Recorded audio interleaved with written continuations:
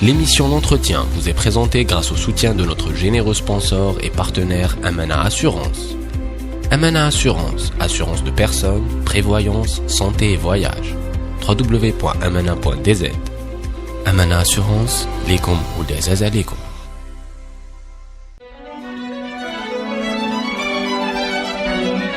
Pour bien s'entendre, il faut bien s'écouter. Rendez-vous sur M, la petite radio du Grand Maghreb. Amis auditeurs, bonjour. Nous avons le plaisir de recevoir dans l'entretien de Radio M aujourd'hui M.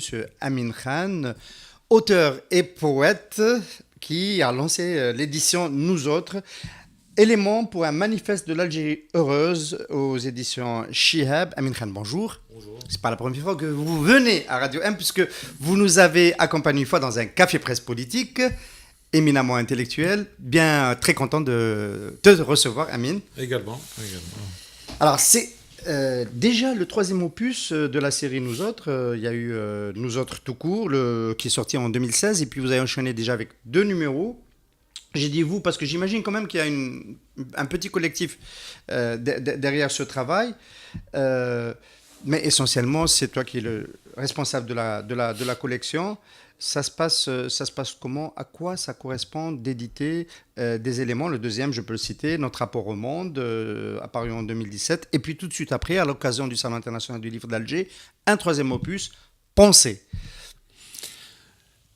Alors, effectivement, il faut souligner le fait que c'est une série d'ouvrages collectifs et qui réunissent, ces ouvrages réunissent des gens très différents, mais qui partagent néanmoins certaines valeurs.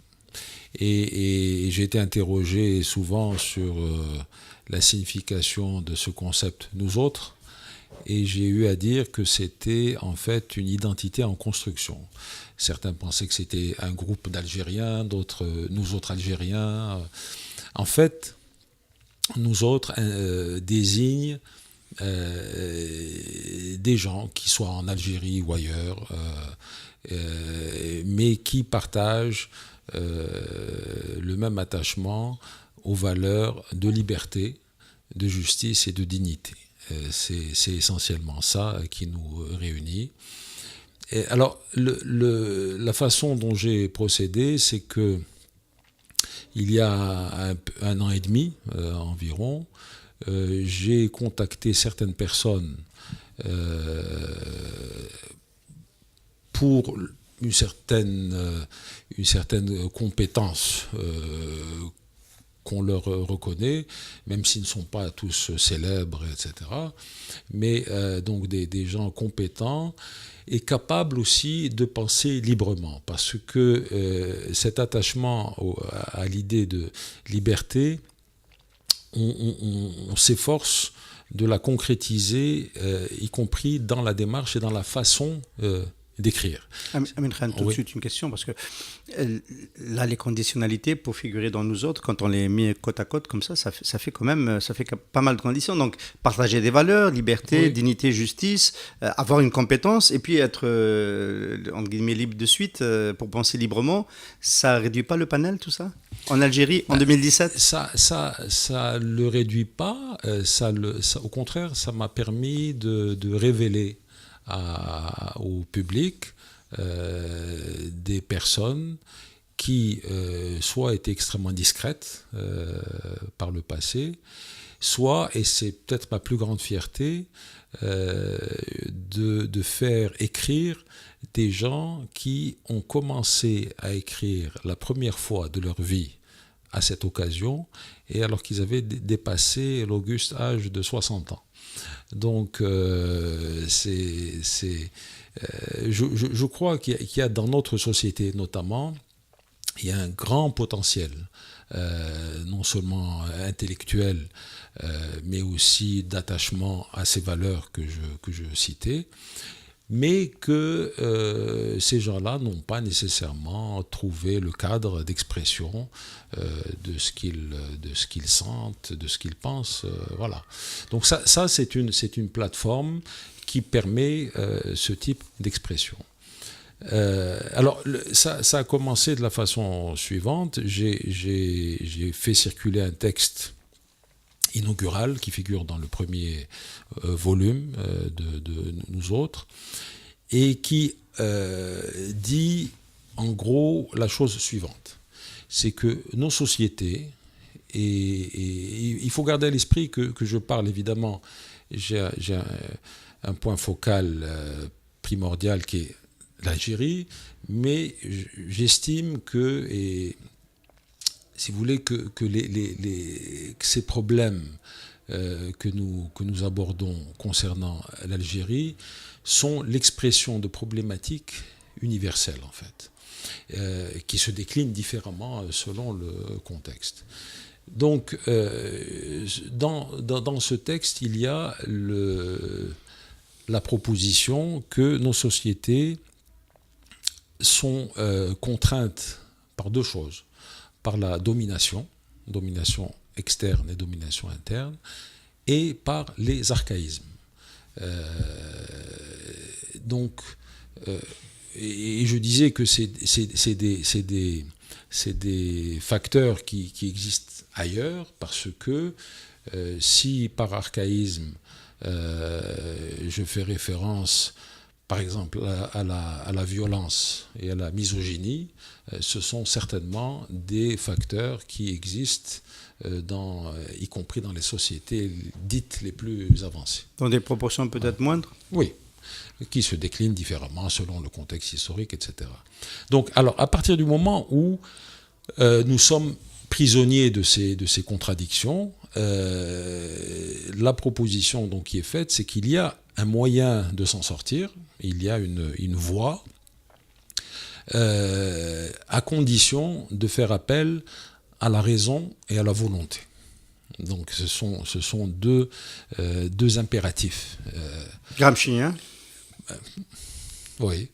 Et donc, les quatre axes de l'exercice de notre raison et notre volonté, je propose les quatre axes qui sont penser, travailler, lutter et aimer. Je pense que c'est autour de ces quatre priorités à la fois personnelles et collectives qu'on peut essayer de matérialiser ce potentiel qui existe dans la société. Alors là, il y a une trajectoire intellectuelle et des repères qui nous disent un peu dans quelle direction on va aller cette trajectoire du livre et de la collection Nous Autres. Pourquoi manifeste pour l'Algérie heureuse ? Pour une Algérie heureuse. Alors, d'abord c'est des éléments pour un manifeste. Donc, l'idée, c'est de travailler sur le long terme. Il n'était pas question d'arriver avec des textes constitués, fermés, une réflexion aboutie, mais au contraire de créer la plateforme pour que les uns et les autres puissent contribuer à cette réflexion qui est nécessairement collective. On ne pense pas seul. Donc c'est des éléments que l'on espère formuler et décliner au fur et à mesure de la sortie de ces volumes. L'Algérie heureuse parce que l'Algérie est une idée merveilleuse. Et c'est une idée qui est malmenée aujourd'hui. Et ça revient un peu à la première question que vous posiez. Là, il y a une espèce il y a un potentiel qui a été constitué par notre histoire, qui a été une histoire douloureuse, tourmentée, mais qui a abouti à la formation d'une identité des Algériens qui est une identité extrêmement riche, complexe et singulière et qui peut porter de façon extrêmement efficace les valeurs dont on se réclame. Et le peuple algérien a prouvé il y a quelques décennies qu'il était capable de réaliser une chose extraordinaire. Malheureusement, les gens, notamment parmi les jeunes, mais même les générations anciennes, ne réalisent pas la valeur exceptionnelle de la révolution algérienne. La révolution algérienne, ça a été un grand moment dans l'histoire de l'humanité contemporaine. On a vu un peuple qui a été complètement subjugué, dominé, cassé, humilié, trouver dans des conditions extrêmement difficiles les ressources spirituelles, intellectuelles, politiques d'une renaissance et d'une existence. Ce que les gens ne savent pas non plus, c'est que c'est la révolution algérienne qui nous a constitués comme État et je dirais comme nation. Alors, est-ce que c'est, Amin Khan, justement, cette révolution-là, qui est la première chose qui nous détermine dans notre rapport au monde? Le rapport au monde, c'est ce que vous avez choisi comme thématique pour votre deuxième opus. Comment les autres nous regardent et comment nous regardons les autres? Est-ce que c'est pas d'abord et avant tout à travers ce prisme de l'acte fondateur qui est la révolution algérienne? Je crois que dans la mesure où on a été constitué par la révolution algérienne, il est clair que même si c'est un capital qui s'est un peu étiolé avec le temps, que la perception du monde a été, pour ce qui nous concerne, a été marquée par cette révolution.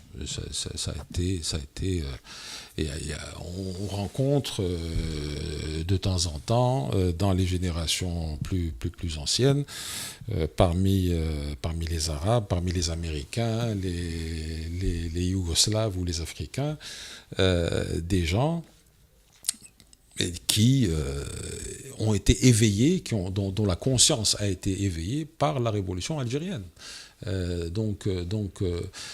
Ça a été Cependant, Amin Khan, oui. Les années 90 viennent mettre une nouvelle strate un peu sur l'histoire de l'Algérie et sur sa façon d'interagir avec le reste du monde. Il y a un article, je crois qu'il est d'Akram Belkaïd, qui explique que les Algériens en veulent aussi au reste du monde de ne pas s'être penchés sur leur drame des années 90 et développent un peu dans le sillage de ce que font leurs responsables une forme de rejet et de repli sur soi, notamment à cause de ça. Donc voilà, donc on ne peut pas rester que sur... Absolument. Parce que, et avant même les années 90 sur lesquelles on va revenir, il y a les... Moi, je considère que les années 60 et 70, on est resté dans ce que certains appelaient la force propulsive de la révolution. Donc, bien que le régime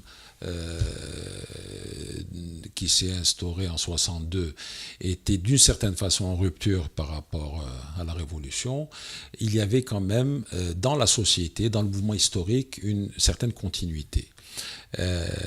Qui s'est affaibli dans les années 80 et qui s'est achevé en catastrophe dans les années 90. Et c'est vrai que dans les années 90, on s'est retrouvé bien seul,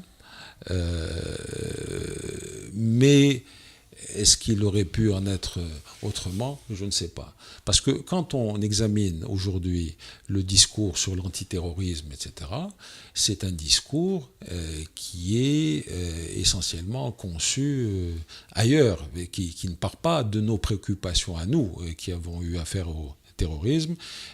C'est les puissances que nous connaissons qui ont développé cet argumentaire qui leur a permis de développer une des modalités de la domination dont on parlait. Donc c'est vrai que les Algériens se sont retrouvés seuls. Mais ce sentiment par rapport au monde ne s'explique qu'aussi par le fait que les Algériens, en tant que société, se sont sentis abandonnés par leurs dirigeants. C'est-à-dire qu'il y a un double effet de de l'abandon qui a été... Mais est-ce que ça justifie que l'Algérie fasse autant un peu enfant terrible? Il y a quelque part quelqu'un qui dit c'est un peu le seul pays qui pense pouvoir résister à la dynamique de la mondialisation. En fait, ma question c'est, est-ce que, quand on traite de ce sujet-là, est-ce qu'on peut dire que les Algériens ont peur du monde? Est-ce que les frontières fermées, visas difficiles à obtenir pour venir visiter l'Algérie. En même temps, on voit la quête des Algériens qui ont envie de voyager dans le monde. Enfin, il y en a même qui font la harga pour y aller. Oui, est-ce que réellement les Algériens ont peur du monde et ont peur pour leur souveraineté à ce point et pour préserver peut-être leur archaïsme? Non, moi je crois que quand on dit Algérie, Algérien, évidemment, on a tendance à généraliser pour pouvoir en discuter. En fait, il y a une fermeture, et c'est une fermeture qui est surtout le fait des élites politiques et institutionnelles. Mais de facto, il y a les effets de la fermeture subis par la société, mais les Algériens eux-mêmes sont extrêmement ouverts par rapport au monde. On le voit, on a commencé à le voir dès les effets de la parabole à l'époque de notre jeunesse, mais jusqu'à l'extrême actuel, douloureux, mais qui est significatif, l'harga. C'est-à-dire que les Algériens savent ce qui se passe dans le monde, ils sont informés, ils forment leur propre jugement. Mais le problème de notre société, et ce n'est pas simplement lié à cette question du rapport au monde, c'est que la société algérienne aujourd'hui ne dispose pas des instruments d'expression de son identité ou de sa volonté culturelle ou politique ou autre. Ce sont des choses qui se construisent et, à mon avis, au centre de cela, il y a la connaissance de l'histoire. Or, le régime a, dès 1962, d'une certaine façon, combattu la connaissance de l'histoire par les Algériens, et cela a créé un terrain favorable, malheureusement, à toutes sortes de manipulations et de fausses idées. Alors les outils qui permettent de travailler sur sa société et peut-être de dépasser ses archaïsmes, c'est de l'ordre de la pensée, c'est l'intitulé du troisième opus. Les Algériens n'ont, du point de vue de cette collection-là, peut-être pas trouvé toujours les canaux pour penser collectivement et penser un peu aussi en rupture avec le prêt-à-penser algérien? S'il existe d'ailleurs. À mon avis, la situation est beaucoup plus grave que celle que vous décrivez. Nous ne disposons pas aujourd'hui des instruments primordiaux de la pensée. L'école ne produit pas des jeunes capables d'avoir une pensée critique. L'école... Pourtant, les Algériens sont quand même réputés pour être facilement critiques vis-à-vis d'eux-mêmes et vis-à-vis de leur régime. Peut-être pas vis-à-vis de leur tradition, d'ailleurs. Ils sont critiques, nous sommes critiques de façon spontanée, mais une critique qui n'est pas fondée à la fois sur de l'information, sur de la connaissance et sur une démarche. C'est une critique qui permet de se faire du bien, peut-être, qui permet parfois de réagir, parfois même de réussir certains progrès, mais ce n'est pas le type de critique qui permet d'appréhender les problèmes de la société collectivement et d'avancer. Nous n'avons pas encore ces instruments-là. C'est pour ça que dans nous autres, la démarche, c'est aussi de commencer par le commencement. C'est-à-dire que nous avons besoin de forger un langage commun, des concepts sur lesquels on peut s'entendre et que les Algériens notamment, mais je garde toujours à l'esprit le fait que nous sommes en résonance avec d'autres sociétés, notamment maghrébines et ailleurs, Voilà, nous avons cette espèce d'obligation à savoir de quoi on parle. Hein, alors, est-ce que ce type de pensée, de réflexion peut aller jusqu'à transgresser les cadres globaux dans lesquels a fonctionné la pensée maghrébine sur les 60 dernières années, post-indépendance? On avait ici, dans ce même studio, eu le plaisir d'accueillir Abou Bakr al-Jam'i, journaliste éminent marocain, qui nous a dit, pour résoudre la question du Sahara occidental, il faudra sortir du cadre de l'État-nation et construire un Maghreb fédératif. Je paraphrase un petit peu ses propos. Est-ce que penser, ça signifie aussi faire éclater les cloisons dans lesquelles nous réfléchissons? Moi, je crois que penser nous permet d'appréhender tous les problèmes qui se posent à nous. Si vous évoquez la question du Maghreb, il y a un fait, c'est que d'abord nous sommes dans l'ignorance de notre histoire, qui est une histoire maghrébine, détournée, compliquée aujourd'hui, mais il ne faut pas oublier qu'au-delà même de l'appellation de l'étoile nord-africaine, il y avait un mouvement de libération qui est un mouvement de libération maghrébin. Et c'est simplement récemment, dans les années 50, par le fait de l'accession à l'indépendance de différentes façons des uns et des autres, que se sont constituées des différences. Mais ce sont des différences qui sont mises en valeur par les régimes respectifs, mais qui ne correspondent pas à l'intérêt des peuples. L'intérêt des peuples suppose deux choses qui se rejoignent, c'est-à-dire le développement de la démocratie dans chacun des pays, et qui leur permettrait, si on arrive à un stade critique du développement démocratique de nos sociétés, notamment marocaines, algériennes et tunisiennes, sans parler de la Libye et de la Mauritanie, nous serons en position en tant qu'État et en tant que société d'aborder la grande chose, la grande entreprise de la création du Maghreb uni. Et parce que seuls des sociétés suffisamment développées, des États suffisamment sûrs d'eux-mêmes, de leur légitimité, peuvent s'engager dans des compromis qui iront jusqu'à, à mon sens, et ça c'est peut-être le poète qui parle, jusqu'à la suppression des frontières telles qu'elles existent actuellement. Ce n'est pas qu'un rêve de poète, Amir Khan, je vous rassure, de ce côté-là. Alors, c'est pas dans cette collection qu'on trouvera, je pense, l'ambition de l'amorce d'une réforme, d'une réforme de tout ce qui nous bloque dans les archaïsmes. Je pense notamment à l'interprétation de l'islam qui nous ferme dans une forme de salafisme, même si c'est un vrai chantier quand on parle pensée. Il y a un article, je crois que c'est encore de Akram Al-Khaït et les journalistes comme moi, donc c'est peut-être pour ça que je le cite beaucoup, qui dit qu'il s'appelle Penser contre soi. Oui. Alors, est-ce que c'est pas l'ultime transgression qu'il faut soutenir pour pouvoir aller de l'avant? Penser contre soi. Oui, penser contre soi, ça a l'air provocateur comme ça, mais en fait, c'est une autre façon de dire penser. C'est-à-dire si on pense dans la continuité de ce qu'on a ingurgité, on ne pense pas, on reproduit, mais on ne pense pas.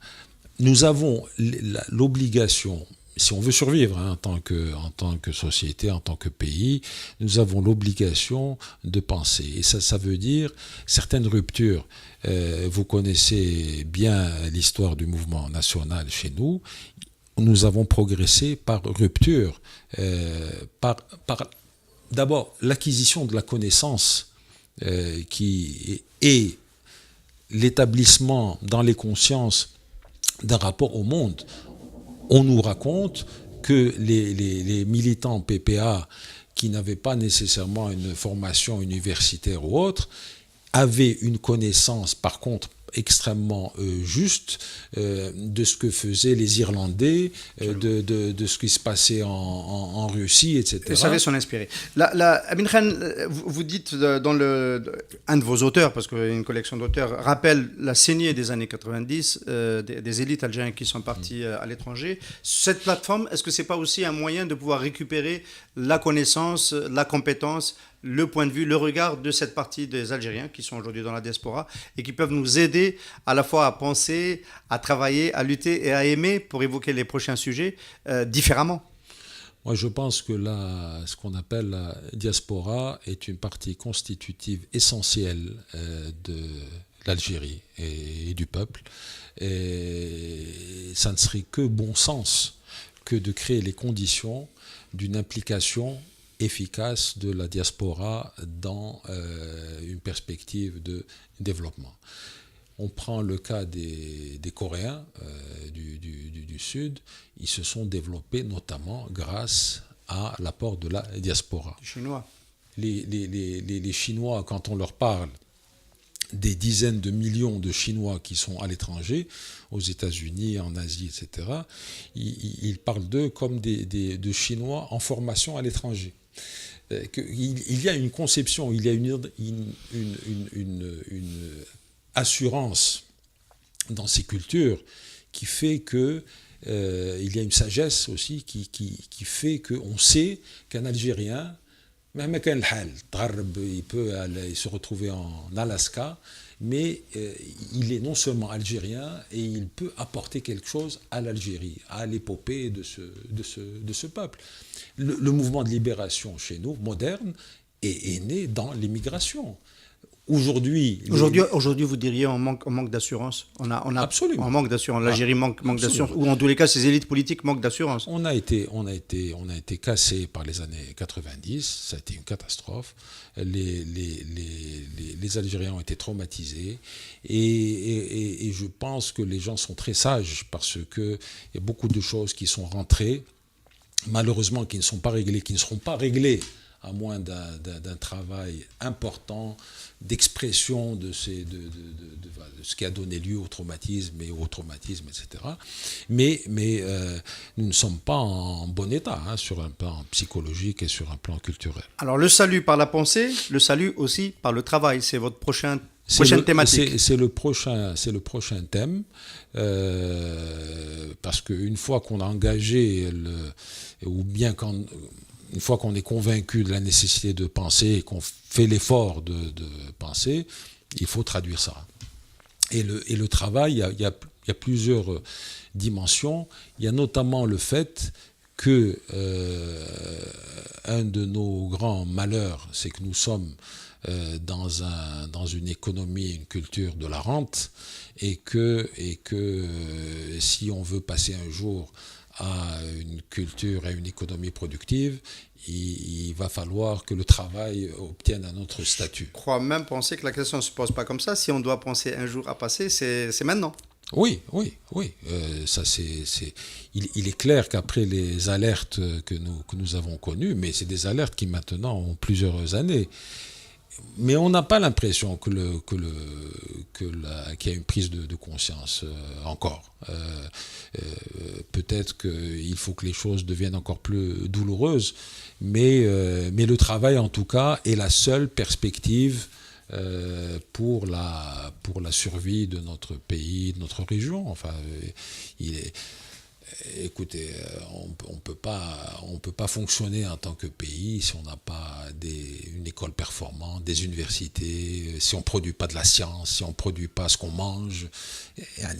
Voilà. Alors, Amin Khan, au début de cette émission, on a évoqué 3 contraintes sur la société algérienne, 2 qui viennent de l'environnement extérieur et intérieur, une domination extérieure, une domination politique intérieure, et puis les archaïsmes. Il y a des auteurs algériens, je ne sais pas si on va en trouver un de ces jours dans cette collection Nous Autres, qui ont choisi de traiter en priorité, de considérer que la mère de toutes les contradictions en Algérie, c'est les archaïsmes. Quelqu'un comme Kamel Daoud, qui était très critique vis-à-vis du régime quand il était chroniqueur dans le quotidien d'Oran, a depuis plus ou moins abandonné ce front et il se consacre à traquer les archaïsmes de la société algérienne et de manière plus générale de la société musulmane, arabo-musulmane, qui, dans l'accès à la modernité, est quasiment fermé à cause d'avatars de ce type. C'est quoi votre organisation des priorités, si vous en avez une, dans une démarche aussi libre, ouverte et collective ? Moi, je crois que la priorité des priorités, c'est la connaissance. Je pense que quand nous accéderons, non seulement au niveau des élites, mais au niveau de la société, à un niveau critique de la connaissance, la société sera en mesure de traiter de ces questions-là de façon productive, de façon sage, de façon utile.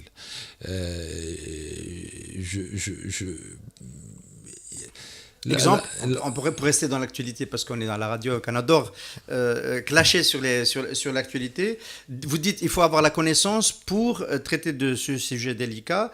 Quand un auteur comme Rachid Boujedra se lance dans une croisade contre les révisionnistes, vous dites qu'il faut d'abord bien savoir qu'est-ce qui est avéré avant de déterminer ce qui est de l'ordre de la révision. C'est-à-dire que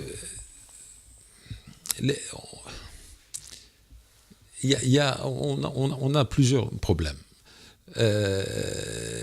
Est-ce que quand on s'adresse aux gens, au public, à la population, d'abord à qui on s'adresse? Moi, je suis frappé par le fait que nous sommes dans une société où il n'y a pas de communication au sens général.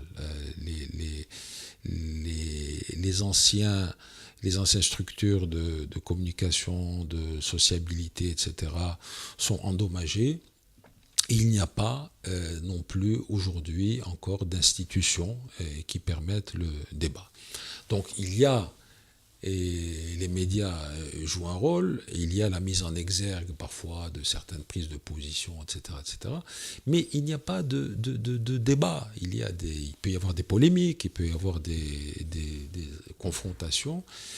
Très honnêtement, moi je pense que ça ne sert pas le mouvement général de la connaissance qui est un préalable à la position sérieuse des problèmes. Pouvoir irriguer un mouvement général de la connaissance, c'est peut-être aussi institutionnaliser un petit peu plus ce type de démarche qui est déjà en soi déjà une petite institution.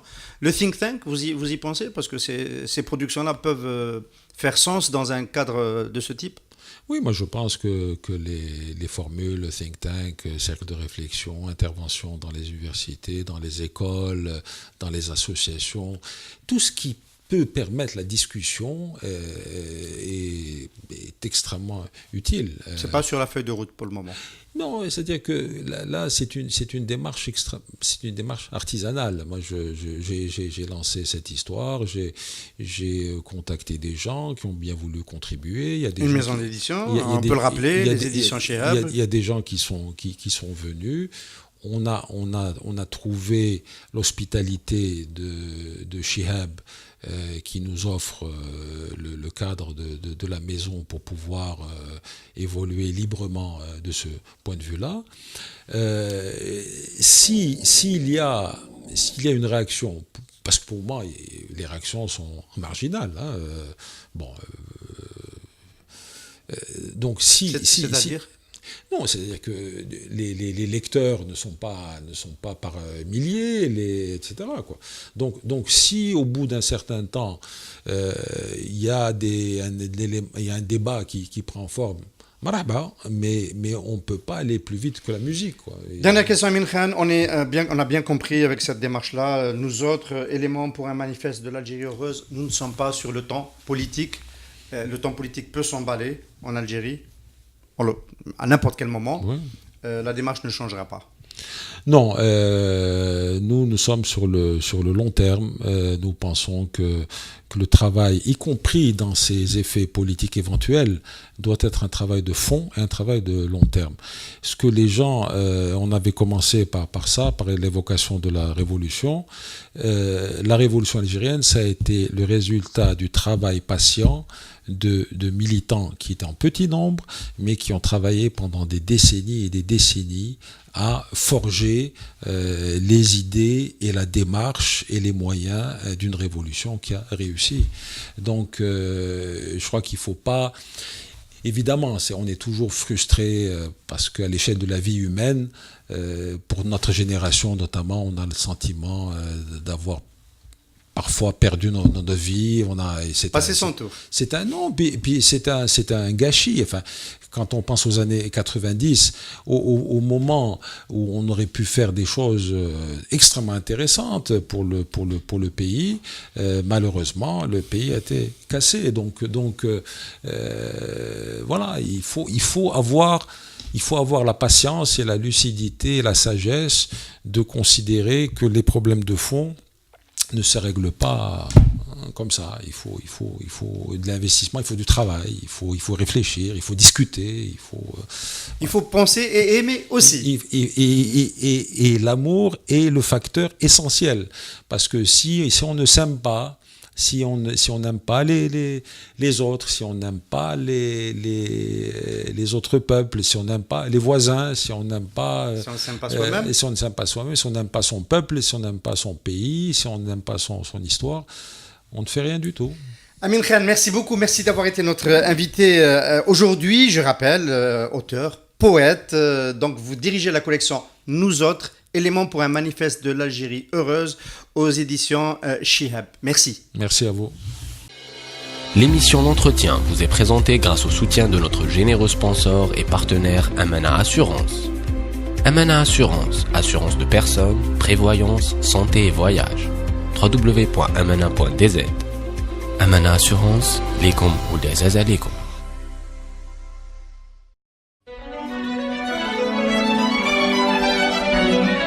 Pour bien s'entendre, il faut bien s'écouter. Rendez-vous sur M, la petite radio du Grand Maghreb.